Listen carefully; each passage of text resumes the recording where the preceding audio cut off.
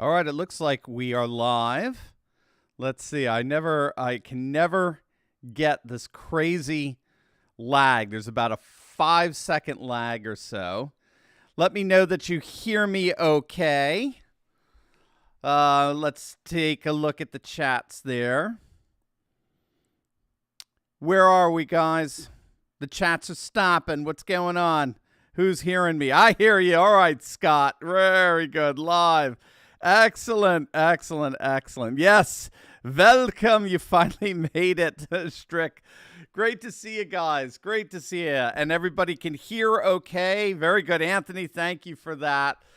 April 29th, live stream here. Come on in, one and all. Great to have you. I am your host, Dr. Steve, your daily fake news antidote. So come on in, your Patriot Professor's Den. Right, it's nice and warm in here. We need cigars, you know that? I think we need cigars or some pipes or something, some aromatic fumes around us and the like. Very incense-like, definitely. But I don't have it today. It's also early, a little too early for me. Come on into your Patriot Professor's Den, where I help you to think better so you can feel better in these crazy, turbulent times. If you haven't done so, make sure to smack that bell and subscribe button. We're live. There are so many things to talk about in terms of the fallout of the Elon Musk stealing of Twitter, snatching Twitter, wrenching Twitter from the woke cancel culture. And I got to tell you, the significance of this is absolutely huge. We're going to get into it. Tucker Carlson is saying this is the biggest event to happen to patriots since November 8th, 2016. I think he's absolutely right. In fact, some others are saying this is even more significant. So we're going to get into that. But first, gang, we have got a huge announcement. We on this channel, you have successfully pushed back against cancel culture. As many of you know, we were demonetized by YouTube a few weeks back completely. Every single video on our channel was demonetized. That hurt us big time. As you know, I quit my job as an academic, as a classroom teacher to go full-time here at YouTube. And the powers that be shut down all monetization on all videos. And the reasons for it were extremely ambiguous. And so it was, we appealed and our appeal got turned down. And we were told we wouldn't be able to appeal again in another month. So a major source of income was cut off from us. Remember, it's not just me here, gang. We've got over a dozen employees behind the scenes here at Turley Talks to make the magic happen, as it were. So this was a serious, serious blow to us. But I got to tell you guys, you stepped up. You were amazing. You came forward. You helped to supplement that lost income. And we hired actually a YouTube lawyer. There was all this stuff going behind the scenes. I am so happy to report that as of just the other day, our monetization has been restored. And thank you, YouTube, for bringing it back to us. But we together fought back, and we fought back successfully. And so Super Chat should be up and running for those of you who want to get your questions answered today. The Super Chats are up and running. We've done how many live streams now? 3 live streams with no Super Chat. So it's kind of boring and kind of sad because I love the interaction with you. Now, I got to tell you that my little brush with cancel culture, personally, has really, how do I want to say, it's incited me. I mean, it's really brought home to me how to understand at a personal level the struggles that Elon Musk and Donald Trump are working hard to get rid of. I am excited, as I'll be reporting on the live stream today. I am so excited to see that the tide is turning with big tech like Twitter. And I want to share more with you about cancel culture and how to effectively fight back. And we're going to have a free training session coming up. I am more passionate about this than ever. It's going to be coming up in a few weeks. We don't have the date yet, but it's. I'll share more information with you about it in the coming week. But please be on the lookout to sign up. Hey, Charles, let me pause the chat here so I can get to Charles at some point. But we are we're doing this. Sorry, here can't do two. I cannot walk and chew gum at the same time, unfortunately. There we go. We do have this seminar, this free training session that I'm going to be doing on fighting back against cancel culture. I'll tell you more about next week. So be on the lookout for it and sign up for that free training. The last time we had some free training, remember, we have a software that only allows, our Zoom software only allows for 3,000 people. Last time we did this, we had 6,000 people sign up. So what we had to do is we had to record it. So we had the 3,000 who were able to get into the Zoom chat room, as it were. And then the other 3,000 basically had to wait outside, through the Teletron. We sent them a recording. So when you do find out information about this, make sure, and you're interested, and you should be, in terms of fighting back against cancel culture successfully, you do definitely want to sign up as early as possible, just as a little tip there. All right. So keep an eye out for the free training that's going to be coming up. Announcement for it next week. And, man, we are going to fight back. We're going to fight back big time. Let me get into Charles has got a question. Dear Steve. Oh, I got a bunch. Let's see. I may have to save him a little bit for the end. Dear Steve, and by the way, Charles, thank you, brother. I appreciate that. Love how it seems patriots who love faith, family, and freedom act like the Marxists are not only losing but have lost. We must keep up the cultural and societal fight. Everything woke turns to you-know-what. Absolutely right, Charles. There's a confidence brewing. Finally, if you've been a part of this channel now for the last several years, we've started November 1st, 2016. We started with 7 videos arguing why Trump was going to win. And I called it the Brexit election, and the same trajectories that pushed Brexit over the top is going to push Trump over the top. He won. We're able to gloat. We're winning. And then November 3rd, 2020 happens, and it was like it sucked all the air out of the movement. And it was a blow to the solar plexus. Wink, wink. We all know what happened on November 3rd. It was a blow to the solar plexus to so many of us. And I'll be honest, it's been hard here at this channel to continue to say, guys, keep the eye on the prize. A new world is rising. We're moving from modernism to postmodernism. We're moving from a secular world to a post-secular world, from a globalist age to a post-globalist age. Keep the faith. We're going to get there with or without Trump. It's going to happen. And it looks like people are back on track more and more. I agree with you. We can never be complacent, ever, as I think we were on November 3rd. I think we were overly confident, and no question about it. We can never be complacent. We have to learn from that. But having said that, it does feel, all you have to do is go on Twitter right now.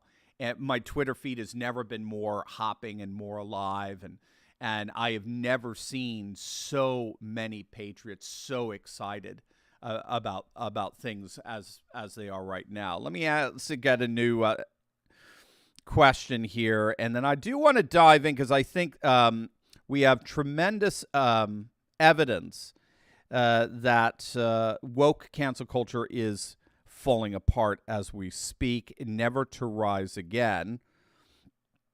Let's see. Sorry, past that. As I say, I keep going. There we go. Where are you guys? There you are. Fight the power of the lead. Yeah, Deanna, thank you so much. The leftist tech overlords. We are fighting their power, and we're going to be talking about why they're freaking out. Teresa, do you think Musk buying Twitter to cause the Democrats to find a way to limit free speech for all? Or will cause, I don't think so, Teresa, and we'll talk about that. Again, they're going to try. We've got now a ministry of truth, right? I should have worn my shirt. We got a great shirt. It says, 1984, what was it? 1984 was was not a business manual or something like that. I forget what the shirt says. If you go to store.turleytalks.com, you'll find the shirt there. 1984 was not written as a recommendation. It was written as a warning, and the Biden administration seems to see 1984 as a source of inspiration, right? No, they're going to try all these things, but I think it's all too little, too late. Let's dive into it a little bit, and I will answer your questions. I've kind of paused the chat there so I can go back to see what you guys are asking, and we'll talk. And it's just, I just want to say to all of you, thank you for your support during this crazy, crazy time. You've been so amazing to us. I can't even tell you. I mean, when I told you that we had this situation and I couldn't talk about it as all things were happening behind the scenes, I said, sign up for our email list. And that way I could talk to you directly, behind the scenes. 60,000 of you signed up for that email list. I mean, that's the kind of audience we have here. You guys are amazing. So thank you from the bottom of my heart, really. And you've inspired me more than ever to just keep the fight going and doing this. All right. So if you have been following the Silicon Valley meltdowns ever since Musk took over Twitter, I think it's making you realize that they see something in him and in that takeover as representing nothing less than the very real potential of the end of their world. I mean, they are absolutely hysterical. The mainstream media, the Biden administration, Silicon Valley tech executives, Twitter, leftist, wokeist, triggered Twitter users, you name it. They are all flipping out as if this is Armageddon. Unfortunately, we now have a poll that came out. This is from the New York Post. It was a poll conducted by Rasmussen, one of the more accurate pollsters out there. Even as employees of the social media giant are melting down at the prospect of new ownership, a Rasmussen poll set to be released today, Friday, found that 62% of adults, yes, that is technically a supermajority, 62% of adults think Musk's purchase will make Twitter better. How do you like them apples? Just 13%, that's, yes, a super minority, just 13% feel Musk will make the platform worse. Women, Republicans, people over 40 and lower income earners were the most enthusiastic demographics about the Musk takeover. But listen to this, and this is going to be important.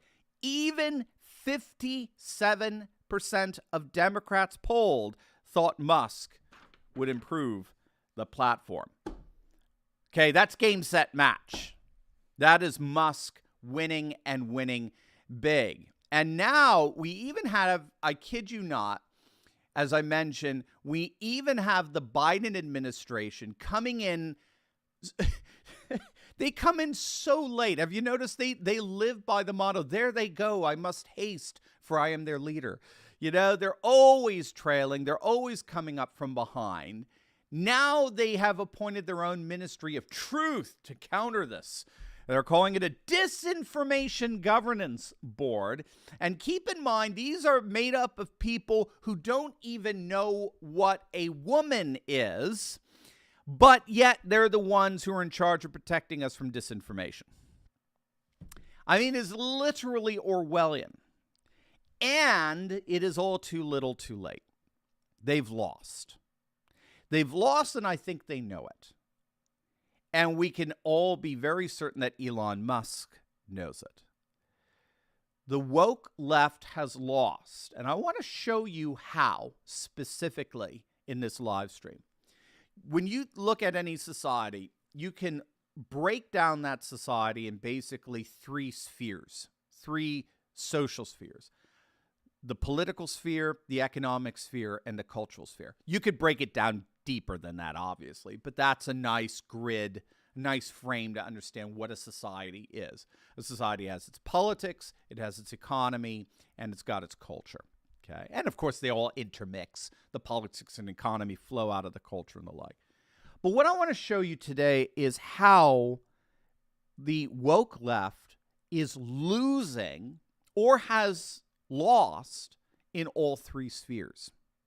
And that's why they're panicking over Elon Musk, because in many respects, Elon Musk is the nail in their coffin, which I want to show. Let's start with the political sphere.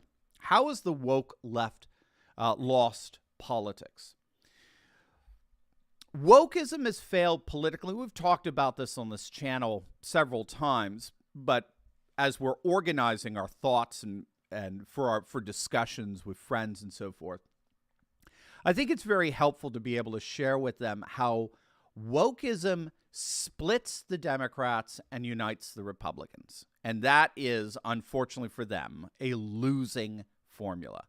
Wokeism splits the Democrats and unites the Republicans. Gang, wokeism is losing even in San Francisco. You heard about the San Francisco school board, that 3 members of the school board were voted. We did a video on it several weeks back. There were 3 ultra-radical woke members of the San Francisco school board. And parents were freaked out about. One of them wanted to rename Abraham Lincoln Elementary because he thought Abraham Lincoln was such a white supremacist. Okay, that's how nuts these people are. And so parents organized 3 referendums to recall all 3 of these radical school board members. They held the vote, and all 3 were voted off the school board, including one who was voted off with an 80% vote. 80% of parents got rid of him. The other 2 were plus 70%. So this is happening even in San Francisco. Wokeism splits the left and it unites the right. So the data that we have is whenever you add, and in effect, we see that even with the Elon Musk Rasmussen poll. 57% of Democrats actually think Musk is going to improve the platform, you see. So that's where you're getting this. It's very interesting. I was at a meeting last night with patriots over at Pennsylvania, and there's some really scary stats that were being read, like, 52% want to basically throw away the Constitution, and another 50% want to do this and that. But then I pointed out, as horrifying as that is, but you notice there's another 48% of Democrats that don't. There's another 50% of Democrats that don't. And that's the pattern that we're seeing in this data. When you ask Democrats any kind of woke question, should we scrap the Constitution? Should we teach CRT to our kids? Should transgender athletes compete in women's sports? The polling result is about evenly split. 50% say yes, 50% say no. Okay, so you have the people like Bill Maher or Piers Morgan. These are liberals who really have an allergic reaction to the woke. They can't stand it. Okay. However, when you ask Republicans those questions, should we scrap the Constitution? Should we teach CRT to our kids? Should we have transgender athletes competing with female athletes? What's the answer you hear? And I did it last night. It's a room full of a couple hundred people. What's your answer? And it was unanimous. No. So woke issues are splitting the left and uniting the right. That's how Glenn Youngkin has won. That is how DeSantis is crushing woke Disney. Can you imagine being armed with that data and being privy to a Disney Corporation board meeting where they said, we need to really come out and publicly oppose this parental rights bill that they're pushing and that DeSantis is about to sign into law. It says, you can't talk about transgenderism with kindergartners. We're gonna fight that. Can you imagine saying, hey guys, I got some data here that says if you do that, you're gonna split the left and you're gonna unite the right, and that ain't gonna be good. We're not going to win this one. We're going to see a supermajority oppose us. you could have gotten paid some big bucks if you had that, right? That data and we're sitting on the board with that. The woke left has failed politically and will continue to fail politically as more and more Republican candidates recognize that when they push woke issues, push back, I should say, against woke issues, they end up splitting the vote on the left and uniting the vote on the right. So that's the first thing. That's the first way we're seeing wokeism lose. They're losing politically in our nation. But secondly, they're also losing economically. Okay. So, and again, guys, if you don't know, Super Chat is on. I'm going to answer your questions. I have it frozen right now, so in front of me on my screen, so I can go back and answer as many of the questions that you want. But I'm just going to finish this off just so it's nice and for people who are going back and watching this video, so it's nice and clean and the like. So what we've got to understand economically now is that what Elon Musk in effect did in buying out Twitter is he turned free speech into a multi-billion-dollar business model. You got to get that. And again, we've talked about this, but I think in this video, I really want to try to organize all our different videos on this into a single stream of thought. Wokeism is lost politically in that woke issues split the Democrats and unite the Republicans. Wokeism is lost economically in that Elon Musk has turned free speech into a multi-billion-dollar business model at the same time that woke companies are imploding.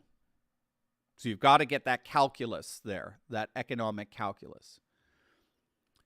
Constitutional, patriot-based, free speech companies are surging in revenue, whereas woke, cultural Marxist, leftist companies are imploding. So, obviously, what Musk did is a business model that can be rinsed and repeated many times. All you need to do, first and foremost, is be a billionaire. Number one, be a billionaire. Number two, prove yourself to be a bona fide champion of free speech. Prove yourself to be a bona fide champion of free speech. Certainly Musk has done that. And then third, you go to a woke company that frustrates a lot of people because of their cancel culture, and you buy up the biggest shares of that company, get yourself on the board, and you'll see those shares skyrocket. The market valuation increased 30% for Twitter on the day that it was announced that Musk did this. Musk made his money back in spades. His $3 billion were made back easily. And then when the board tells you, no, you can't make any changes here, we're going to throw a poison pill and have Vanguard come in and buy more shares than you, then you sit back and smile and say, all right, fine, I'll buy the whole thing. I'll take the whole thing. And boom, the shares go up again. Elon Musk turned patriot-based free speech issues into a multi-billion-dollar business model. However, how are woke companies doing? How's Disney doing? How's Netflix doing? Right? Disney lost over $50 billion in market value ever since they came out against the parental rights law. It's been a public relations disaster for Disney. How's Netflix doing? Well, according to Zero Hedge, Netflix is on course to lose $90 billion in market value in these last 2 quarters alone. And then there is my all-time favorite, CNN Plus. Brian Stelter's CNN Plus. Well, we haven't decided to close it just yet. It has much What? It's out of business? What? But it's only been up for 4 weeks. I look like a fool, more of a fool than I usually do. Yes, Mr. Potato Head, his endearing CNN Plus, after a $250,000 rollout, collapsed in 4 weeks. Now they are officially CNN negative. And so economically, the woke left has lost. Woke-ism is not a sustainable business model because woke-ism is itself not sustainable. And now that brings us to the third dynamic of society. So they've lost politically, they've lost economically, and now with Musk, they are about to lose culturally. What we have to understand is that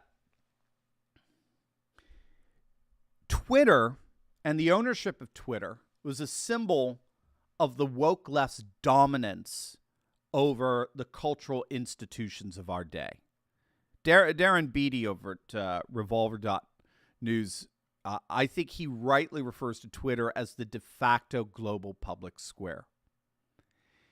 Twitter is the epicenter of narrative formation and narrative dissemination, where all the thought leaders in literally every sphere and every discipline engage in discourse, for better, for worse, again, right? Twitter is the cyberspace where every discipline comes together. We're talking, science, movies, education, music, politics, media, entertainment, boating, you name it, a sword smithing. It doesn't matter. Every single sphere of society comes together, forms communities on Twitter, shares instant messaging information with one another. And as a result, Twitter, ironically, in a sense, is a microcosm of a global meta-narrative for how to understand and mutually interpret all the various disciplines out there into a single coherent worldview. And what we've got to understand is that there's a reason why the woke left dominates our cultural institutions. I would make sure you follow this argument, because I think in the end you're going to be very, very impressed of where it goes. It's very exciting. There is a logic as to why the left dominates culture. And I'm just talking about the levers of power in our cultural institutions, in the media, in the arts and entertainment, Hollywood and the music industry, in our woke universities, in our school boards, in our corporate boards. And it all goes back to this notion of cultural Marxism. Okay? It's got to get this. It's very important.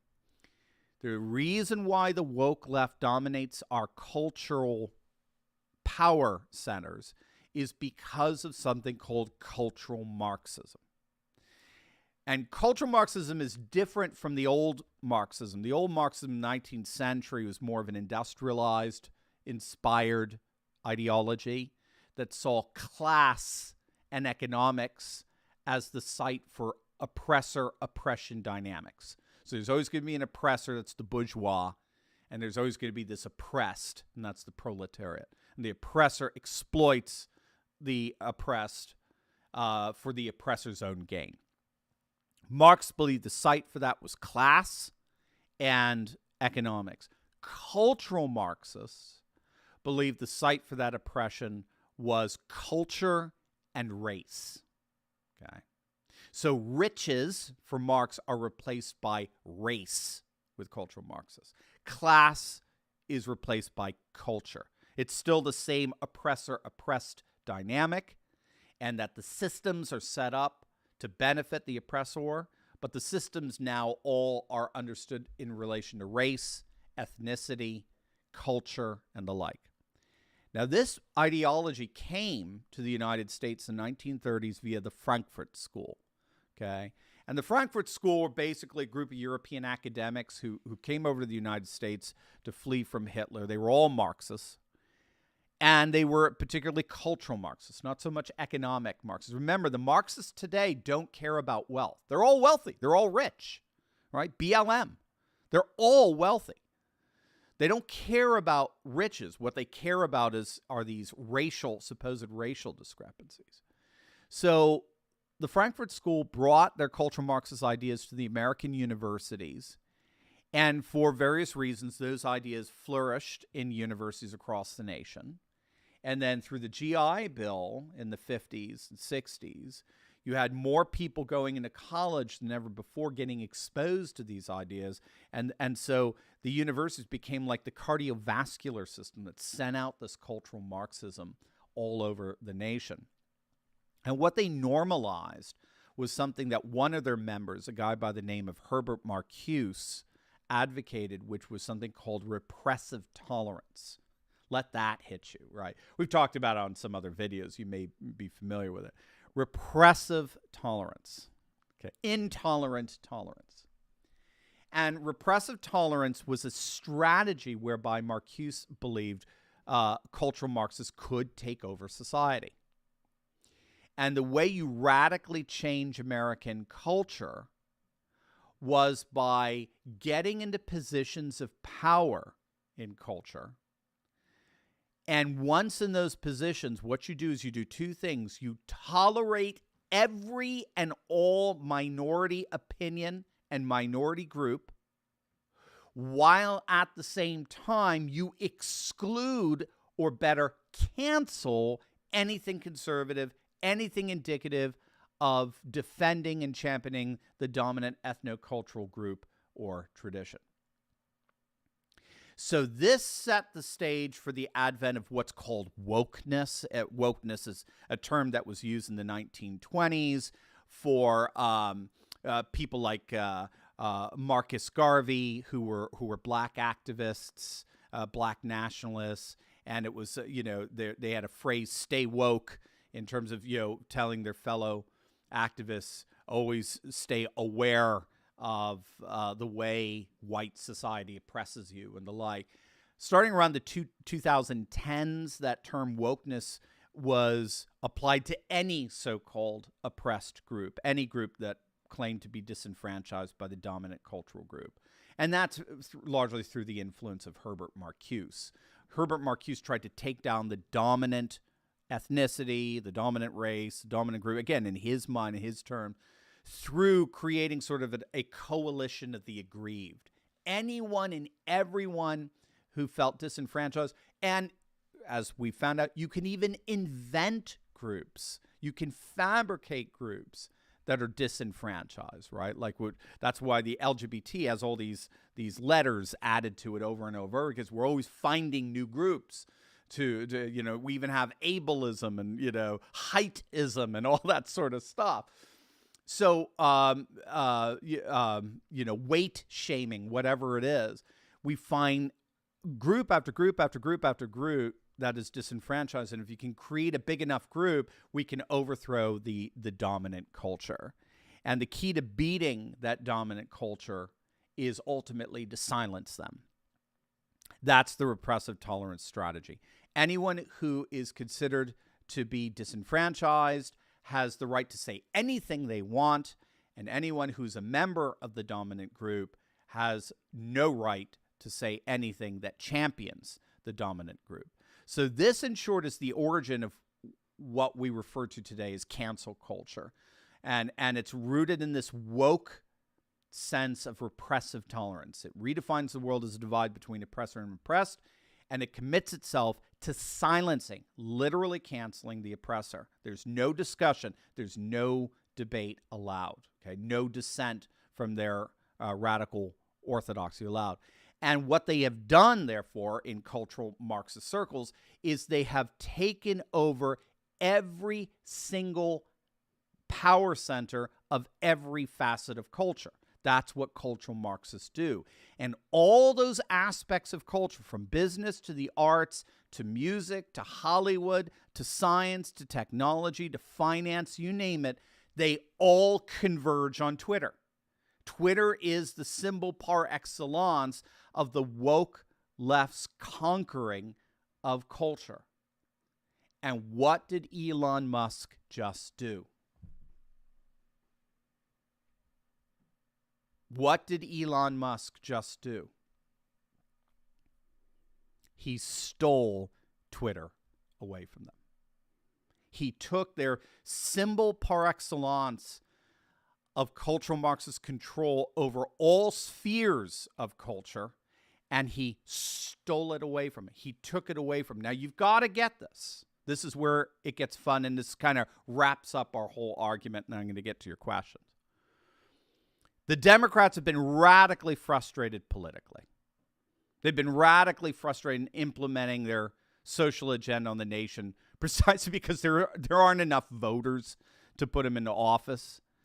And so their failures at the ballot box used to be compensated by the Supreme Court. Remember, Rush Limbaugh would always say that, the great Rush Limbaugh, my hero, would always say that the Democrats rely on the courts to inflict upon our society what the Democrats failed to do at the ballot box, right? But now the Supreme Court has basically been taken away from them. It's not perfect, but just read any left-wing rag like Salon.com, see what they think of the Supreme Court. They think it's a bastion of evil, okay? So what they have done since they have lost politics is they've turned to economics. What they no longer get done through the courts, they now get done through corporate boardrooms, right? But now we're seeing the corporate boardrooms, the woke corporations, beginning to fall apart like Netflix and Disney and CNN Plus, while at the same time, patriot-based corporations are flourishing. So they're losing the politics, they're losing the economics, so the only thing they have left are the levers of power that the cultural Marxists have achieved over culture. But now the symbol of that achievement, Twitter, has just been taken away from them. And if cultural Marxism can't succeed at the level of culture, then cultural Marxism can't succeed at all. If cultural Marxism loses culture, cultural Marxism loses everything. This is why I believe that we are seeing nothing less than the beginning of the end of wokeism in our nation. They've lost politically, they've lost economically, and now, with this buyout, they are losing culturally. And without culture, cultural Marxism collapses. So there you go, gang. Let's answer some of your questions, shall we? Let's see if I've got this all right. I can get this set up here. You guys are amazing. Thanks, Adriana. Yep, Trump 2024. Let's go, Brandon. There you go. Absolutely. Victory, Wisdom 101. Absolutely. Victory. Thank you for that super chat. Samuel, God bless you, Dr. Steve. Keep up the great work. God bless you, Samuel. Thank you so much for that. You're so kind. Let's see. Where's our next super chat? I'm not very good. Remember, I'm so pathetic with all this technology. I do have to get a moderator at some point. You guys are very kind and very you're very patient with me. Oh no, I just saw one. Oh, let me see. Maybe I should go all the way down. What about, Mitchell, what about the truth board? Too little, too late. Yeah, I mean, it'll be there. It may cause a little headache here or there, but it's too little, too late. I mean, they've lost the politics, they've lost the economy, and they're losing the culture. So, yeah, again, it's an act of desperation as far as I'm concerned on their part. Oh, let's see. Where's my next super chat? Is there a place I can just go to read super chats? That would be, let's see. Again, you guys would know, and I'm terrible with this.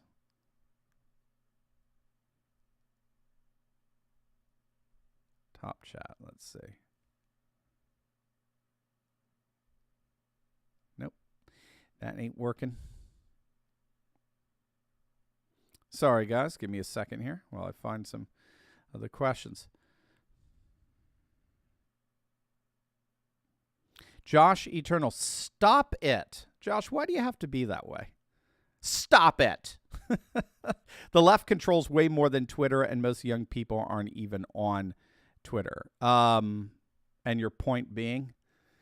Keep in mind, France just lost, the Patriots just lost an election because the vast majority of the globalist vote came from people over the age of 60. All right, so no, Josh, it's Twitter is a symbol, as I pointed out. That's it.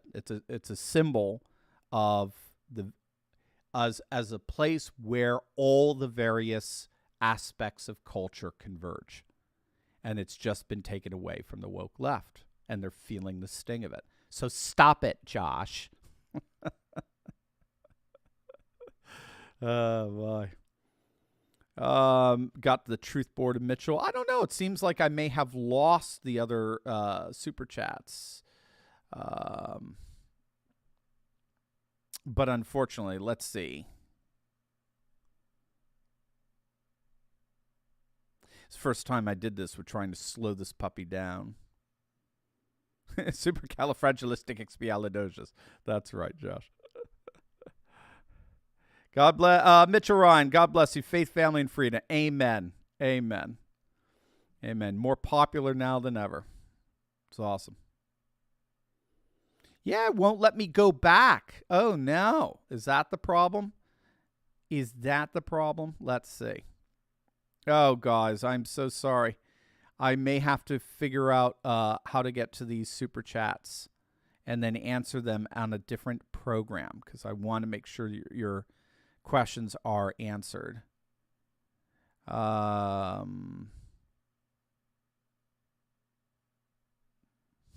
Somebody put super chat, please tell us about the Disinformation Bureau. That's not a super chat, dude.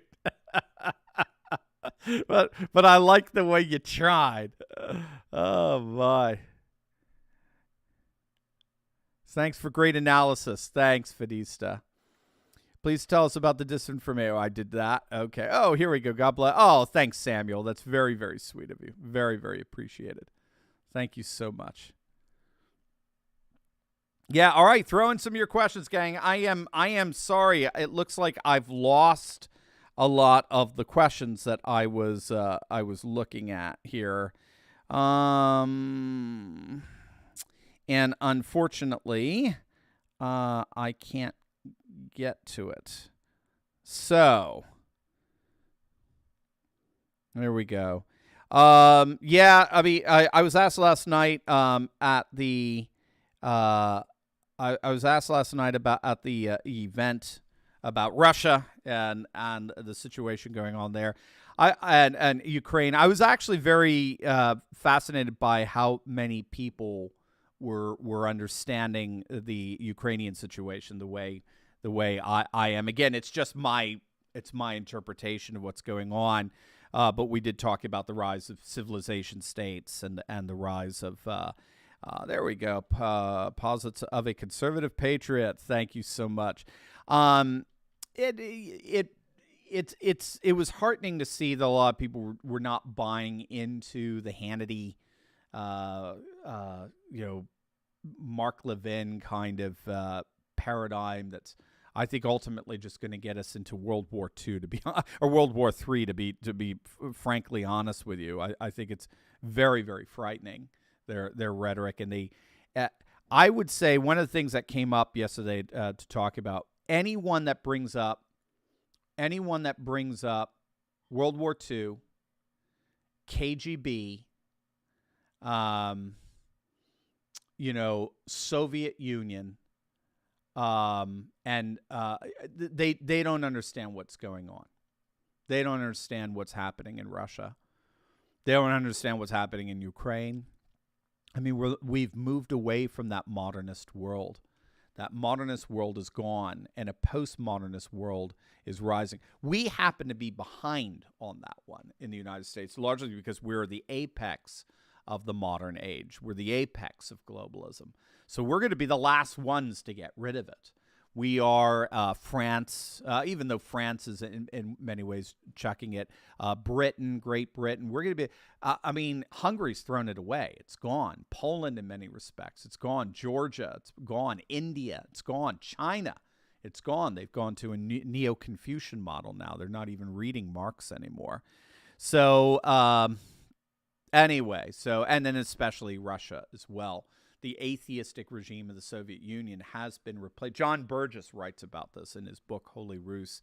The atheistic regime of the Soviet Union and the KGB have been replaced with the Russian Orthodox Church. The Russian Orthodox Church is a new, old, ancient conception of what it means to be Russian that Putin believes both revitalizes Russian identity while at the same time immunizes Russia from Western woke values. So that came up last night as well, and I think a lot of people seem to be very receptive to that. I quipped. I said, just the way wokeism splits the left, Russia right now is splitting the right. So it's very very very fascinating. All right, gang, that's about it. I'm sorry that I couldn't get to your questions. I'm trying to find a way of being able to get those questions, but they seem gone from my feed, unfortunately. And I'm sure there is a way. I just don't know it because I'm technologically illiterate. Anyway, gang, I want to tell you, you have meant more to me in these last 4 weeks than you can ever imagine. Oh, I've got one from Jeff. Jeff, I'm in the middle of being all sweet and heartfelt here. Hold on. You've meant more to me than ever, and I can't thank you enough for staying by my side and for just being a part of this channel and this audience. You mean everything to me. Thank you, guys. Thank you so much.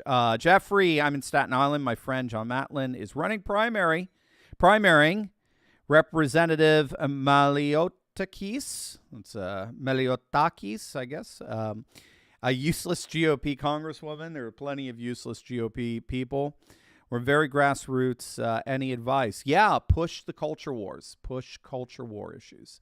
Culture wars unite the right and split the left, and the rhinos are on the left.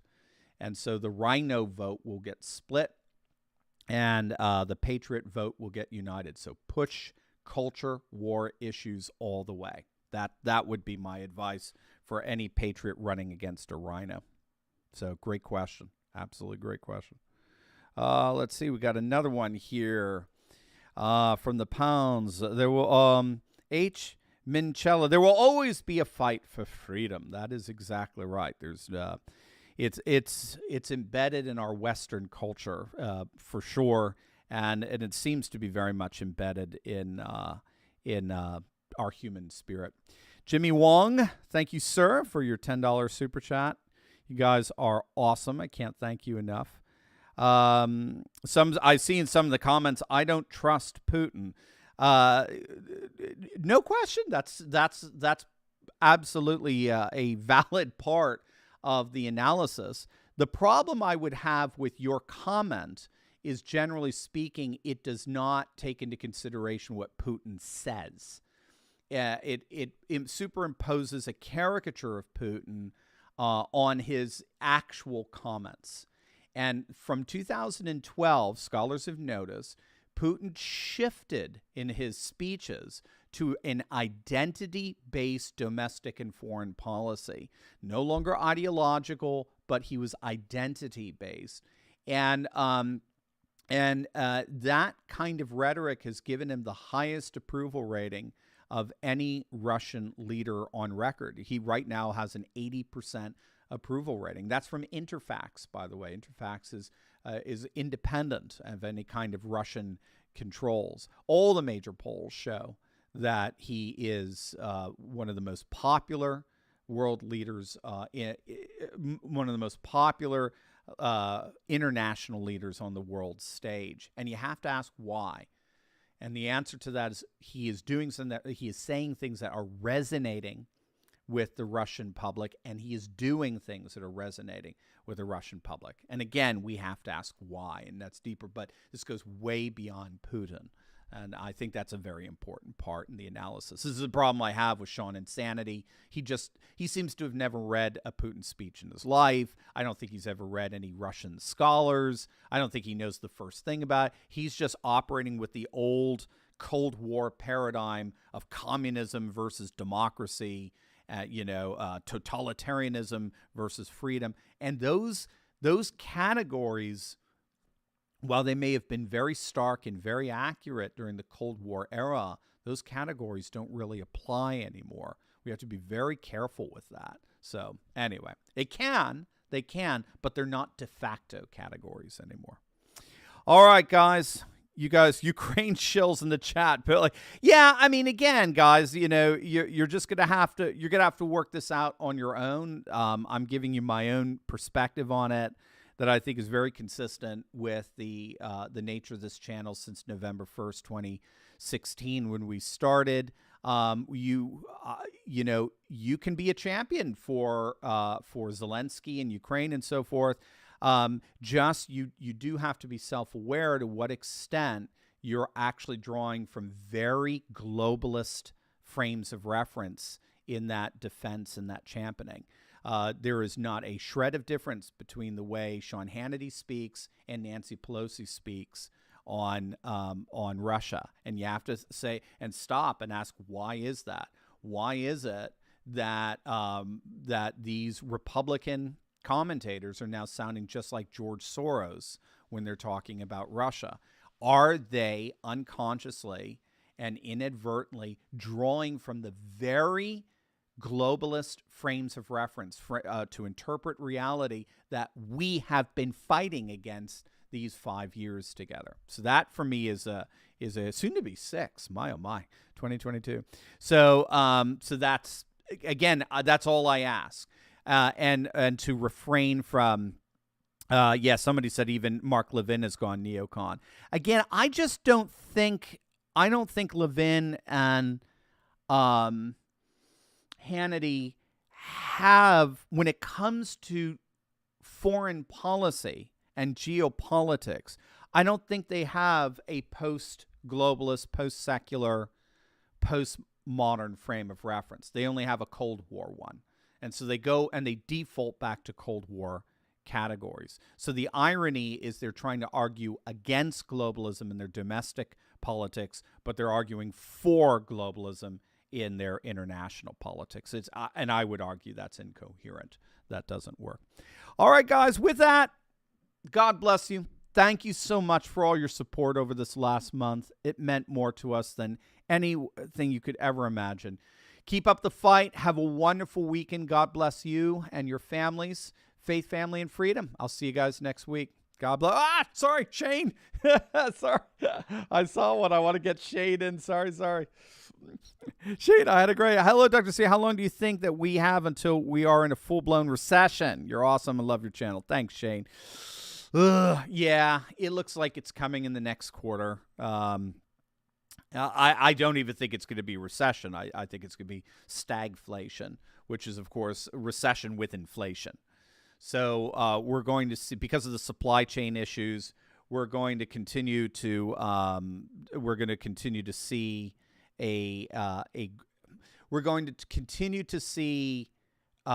prices rise because of the lack of supply. And then we're going to see the peripheral issues going on on the side, vacations, marketing, all this sort of stuff that people would normally spend on. People aren't going to spend money on it anymore, and the job pool is going to shrink. So we're going to see a recession on the margins, and we're going to see an inflation on the central, food, fuel products and the like. So I think that's coming. I think that's coming in the next quarter. So unfortunately, and it will be Biden's. It will not be anyone else's.